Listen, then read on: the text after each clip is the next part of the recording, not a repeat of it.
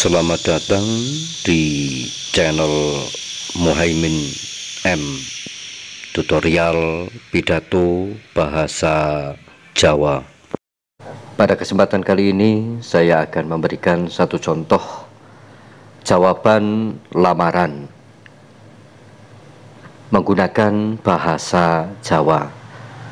Jadi pada kesempatan kali ini, karena ini sebuah jawaban lamaran, berarti tidak menggunakan mukodimah atau salam pamuka. Karena nglajengaken pangandikan ingkang katemben kawedhar. Jujuke mawon, Bapak Muhaimin, dalah kulawarga ageng saking Bumirasa ingkang satuhu cinaket ing manah. Kula ngaturaken agunging panuwun awit saking pangandikan panjenengan ingkang rumentah dhateng kula. Sedaya pangandikan panjenengan kula tampi kanthi cetha. Pramila rawuh panjenengan sedaya kula ngaturaken agunging panuwun. Mugi lekas wekasaning sedya panjenengan ingkang sae mahanani kesaenan ing pepanggihan menika. Salajengipun paringipun salam takdim saking Papa Musyafa. Kula tampi kanthi suka pingai manah. Wabilisani alaika waalaikumsalam warahmatullahi wabarakatuh. Mekaten ugi salam takdim mugi kaaturna dumateng Papa Muhaimin sakulawarga ing tlatah Bumirasa. Wontene Papa Muhaimin kagungan kerentek badhe hamubuyoga kepareng mundhut mantu dumateng anak kula. Minangka jatuh kramanipun bagus, kula namung jumureng ing karsa, jerlare kekalih sampun jumagar ing kadewasan.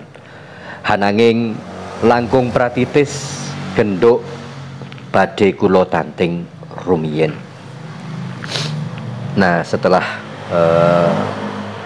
kita menunggu jawaban dari sang anak perempuan, berarti sudah ada jawaban, baru kita ucapkan sineksenan para tamu minulya kados genduk inggih sampun rila hananggapi katresnanipun bagus. Pramila kula ingkang minangka sesulih kulawarga mratélakaken bilih panglamaripun bagus. Lumantar panjenengan kula tampi kanthi lega legawaning manah.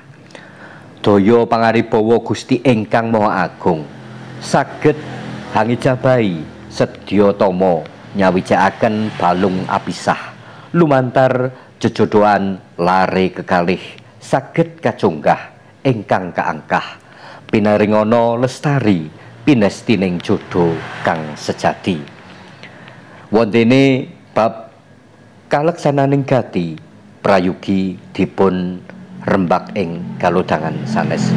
Jadi kata wondene bab kaleksananing gati prayogi dipun rembak ing kalodhangan sanes saupami dereng wonten napa nggih, dereng wonten jawaban utawi dereng wonten wangsulan.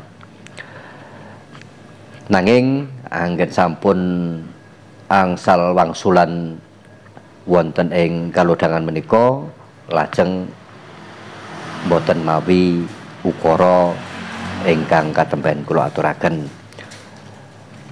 Mekaten atur kula kathah kalepatan kirang rumpakaning basa nyuwun diagungna aksama. Salajengipun dumateng Bapa Sagotrah kula aturi sekeca lenggah kanthi mardikaning penggalih sinambi hagrahapi pasugatan ingkang sampun kacawisaken. Wasana, wassalamualaikum warahmatullahi wabarakatuh.